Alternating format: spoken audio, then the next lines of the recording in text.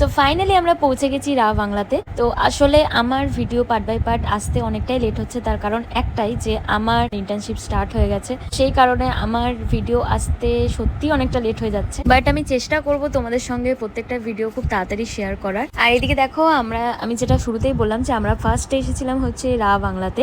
এখানে প্রচন্ড ঠান্ডা ছিল, ওটাই বলা বলি করছিলাম যে এত ঠান্ডা, লিটারেলি প্রচন্ড ঠান্ডা লাগছিল আমার।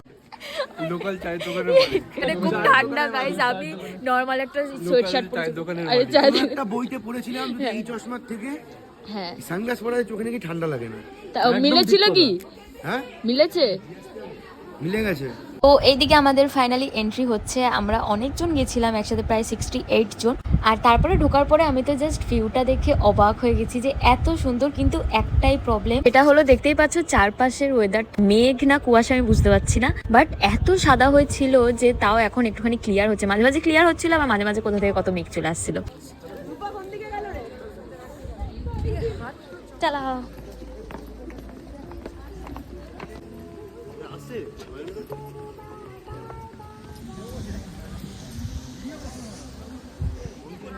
এতক্ষণ পর বুদ্ধ দেখতে পেয়েছি গাইজ।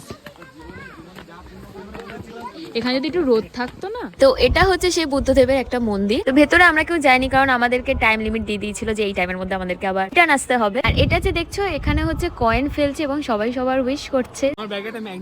আর মন্দিরের পেছনেই ঠিক এত সুন্দর এই জায়গাটা, আর তার মধ্যে চারপাশে ওয়েদারটা এত সুন্দর, ভাল লাগছিল ওখানে হাঁটতে। রা বাংলা জায়গাটা কিন্তু অনেক বড়, কিন্তু আমরা আনফরচুনেটলি ভাবে পুরোটা ঘুরতে পারিনি, কারণ নেমে গেছে বৃষ্টি, আর অলরেডি আমরা সবাই অর্ধেক ভিজেও গেছি। খুব বৃষ্টি হচ্ছে গাইস, সবাই ভিজে গেছে। ভিজছিস কেন? এখানে এই তো বৃষ্টি হচ্ছে, ও তো রেইনকোট পরে চলে এসেছে। রেইনকোট না, এটা jacket. Oh sorry, my mistake. আর আমার তো গাড়িতে সবাই খাওয়া দাওয়া করতেই ব্যস্ত। तिपन्ना रील अंडरस्कोर तिपन्ना না, ইউটিউব। TEY ओ ऊपर आ गया देखो फेमस है ऊपर आ गया। তারপর এখন আমরা সবাই গাড়িতে উঠে গেছি, এখন আমরা যাব হচ্ছে লাঞ্চ করতে। তো চলো আবার ওখানে গিয়ে তোমাদের সঙ্গে দেখা হচ্ছে।